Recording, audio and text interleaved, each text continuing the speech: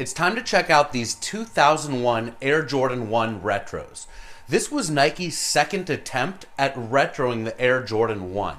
You'll recall that the first attempt included two pairs, the Chicago Bulls colorway and the black and red colorway. They came out in 1994 alongside two pairs of twos and two pairs of threes. And that first attempt to retro Air Jordans was very unsuccessful. Those shoes hit clearance racks everywhere.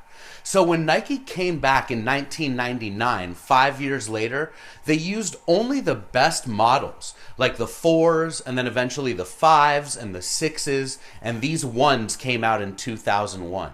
But you have to remember, this was a time when Nike was really still trying to get Air Jordan Retros to stick and become popular. Let's check these shoes out. They come with retro cards and in the silver Michael Jordan face boxes, which is the boxes that were out in the early 2000s. Let's check them out, and we'll start with the black and royal blue pair. First time they ever retroed this colorway.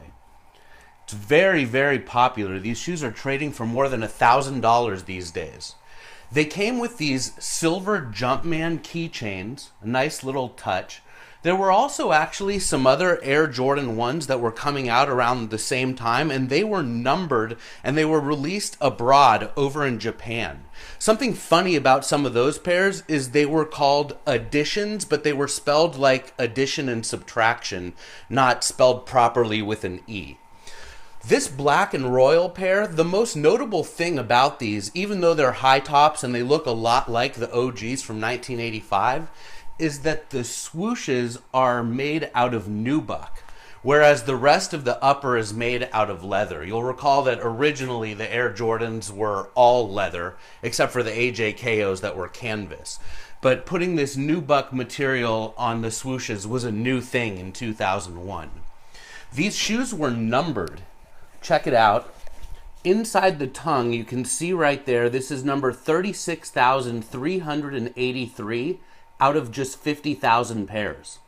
I was sending messages to Matt Powell on Twitter this morning, asking him what the average number of units produced and sold for Air Jordan Retros is these days, and he said it's about 200,000. So you can see right here, these are far more limited. Interestingly, some of those Japanese additions, like addition and subtraction, were limited to just 3,000 pairs. But the colorways were not nearly as iconic and as OG as the pairs that you see in front of you. Let's move the black and royal pair out of the way and break out the black and varsity red pair. The second time Nike retroed the black and red Air Jordan 1s. Remember, that first time was in 1994, and it was very unsuccessful. Those shoes ended up hitting clearance racks. So here we have a limited one with the Jumpman keychain, with the nubuck swooshes, same thing as the black and royals. And then these are numbered as well. And these are slightly more limited than the blue ones. 37,359 out of 38,345. So 38,345 of the black and red pair and 50,000 of the black and royal blue pair.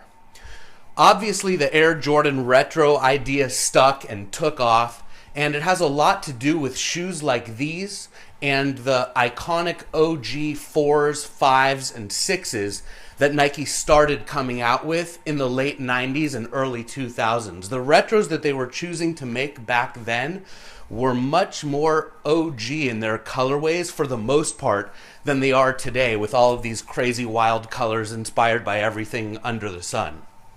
It's been a real pleasure walking you through these two pairs of 2001 retros, some of the earliest retros from the Air Jordan line. They're really nice. The material on them is great. It's nice to see them use that nubuck on the swooshes, a nice thing that differentiates these models from the pairs that came out more recently in 2013 that were dubbed OG. And those ones, of course, also have leather swooshes. So these are the numbered pairs. It was great introducing you to them. I'm lucky to have them with the retro cards, with the OG boxes. You know they're going to keep on cranking out these Air Jordan 1s in all different colors, but it's all about the OG ones, and to me it's all about the early retros.